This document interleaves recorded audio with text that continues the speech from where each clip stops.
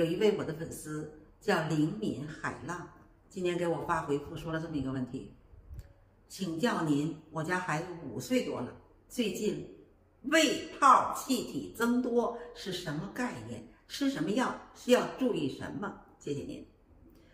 我就很不解，他怎么知道胃泡气体增多呀？我就问他，你是给孩子做胃镜了，还是给孩子做 B 超发现的？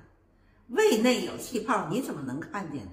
你根据什么说孩子是胃内有气泡呢？因为我一猜他就做 B 超了啊！果然他马上给我回复了，回复吴姥姥，因为孩子发烧咳嗽做 B 超，发现胃内有气泡。你说发烧咳嗽做 B 超干什么呀？我真是不明白啊！也可能这孩子肚子疼，要求做 B 超啊，咋不知道啊？我就联想起来10年前有这么一件事儿，我的外孙女得了病毒型感冒。病毒型感冒有的时间很长，大约1周都是高热不退，但是我也害怕呀，我就带她到医院化验血呀查，证实是病毒性感冒。医生就说不要吃药，什么药都不用吃，除非体温太高了吃点退烧药啊。我就这样治，但是在后期孩子就出现肚子疼，哎呀，孩子疼得跳脚啊，蹦高啊，哎呦，看着可怜的呀，但是瞬间就好了，一点都不疼了。可是一会儿又疼得不行啊！我过去当儿科医生的时候，我们那幼儿园好多这样的小孩来看病，我一看摸他肚子软软的，这阵发性发作，一般就是肠痉挛啊，一般是肠痉挛。但是你别全信我的啊，孩子肚子疼不一定都是肠痉挛，我医生说是肠痉挛才行啊。引起肠痉挛的原因呢，可能是由于发烧感冒病毒感染，引起全身的淋巴结肿大。因为病毒感染的时候啊，全身的淋巴系统就活跃。你们有没有感冒一次，脖子上这儿就起个小疙瘩，那个就是肿大的淋巴结。那么病毒感冒的以后，腹腔内的淋巴结也会增大。这个腹腔内的淋巴结在增大的时候，会引起肠子蠕动紊乱，孩子就会出现肠子一蠕动就那种绞痛，孩子他说不清，他就哭闹，就疼得不行啊。这种情况下，有可能医生提示你做个 B 超吧。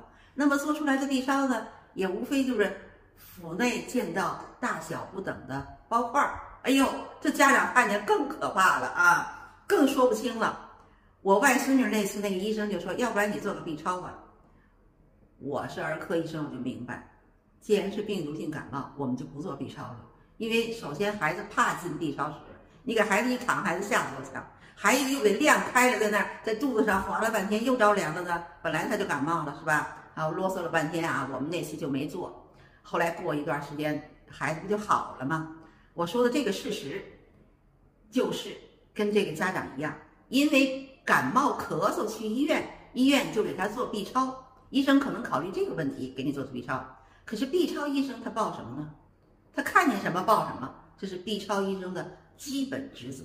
他看见胃内有气泡，他就报胃内有气泡；他看见腹腔内有包块，他就得报腹腔内有包块，是吧？那这个孩子呢，就是这个 B 超医生发现了胃内有气泡，他就不知道怎么办了啊！他不就问着我方便吗？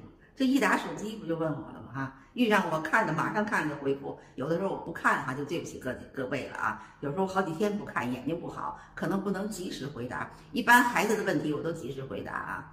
我看见了，我马上就回复了。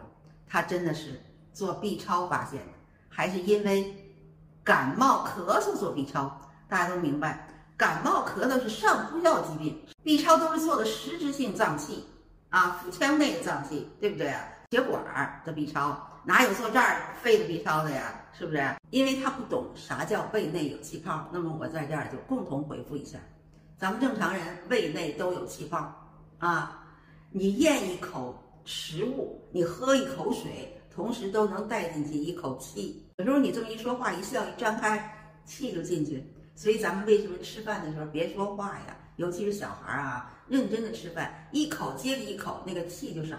如果你哈哈一笑，吃一口再笑一会儿，这个气就多。可是有气不怕呀，胃里头都是有气的，有气它可以通过打嗝出来，它也可以经过胃的蠕动逐渐的往下排啊，这都是正常的。咱们谁做胃的 B 超去，都会发现胃上部分都是气。所以这位家长完全可以放心，你的孩子是咳嗽发烧，好了就好了。B 超没别的事儿，你就放心吧啊，就光有点胃内气泡，无需治疗，属正常现象。